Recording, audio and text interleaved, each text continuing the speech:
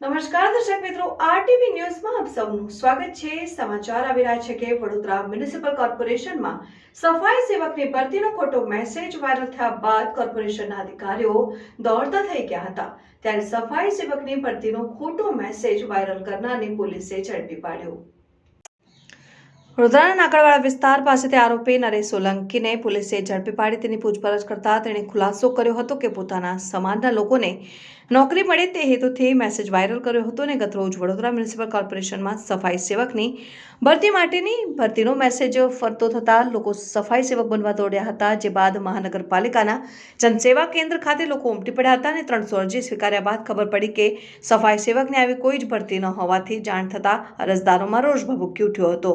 તેમજ સોશિયલ મીડિયામાં ફરતો મેસેજ ફેક હોવાનું સામે આવ્યું હતું અને વડોદરા સફાઈ સેવકની ભરતી માટેના ફોર્મ મામલે વહીવટી ઓફિસર તરુણ સાંઈ નિવેદન આપ્યું હતું કે આવી કોઈ ભરતી કોર્પોરેશને હાથ ધરી જ નથી। કોઈ લોકોને ગેરમાર્ગે દોર્યા છે અને કોર્પોરેશને આવી કોઈ જાહેરાત કે ફોર્મ બહાર પાડ્યા જ નથી। તેમજ અરજીના સ્વરૂપે લોકો આપી રહ્યા છે તે સુવિધા કેન્દ્રમાં સ્વીકારી છે। અત્યાર સુધીમાં 700 જેટલી અરજી આવી છે। આવી કોઈ પ્રક્રિયા જ નથી માટે સૂચનાઓ લખવામાં આવી છે અને લોકોએ ગેરમાર્ગે ના દોરાવવું જોઈએ।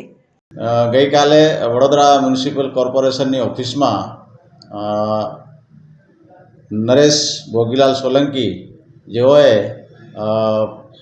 સફાઈ સેવકોની ભરતી પ્રક્રિયા ચાલુ છે તેવો ખોટો મેસેજ સોશિયલ મીડિયામાં વાયરલ કરી અને એ પ્રકારનું ફોર્મ છપાવી લોકોમાં વેચણી કરવા માટે સોશિયલ મીડિયામાં વાયરલ કરેલ અને કોર્પોરેશનની ઓફિસમાં આવી લોકટોળા ભેગા કરી અને ત્યાં કોર્પોરેશનના અધિકારી સાથે ધાક ધમકી આપી અને ફોર્મ સ્વીકારવા માટે દબાણ કરી અને લોકોમાં અરાજકતા ફેલાય તેવું કૃત્ય કરેલ હોય, જે બાબતે નવાપુરા પોલીસ સ્ટેશનમાં ગુનો દાખલ કરી અને આરોપીની ધરપકડ કરવામાં આવેલ છે।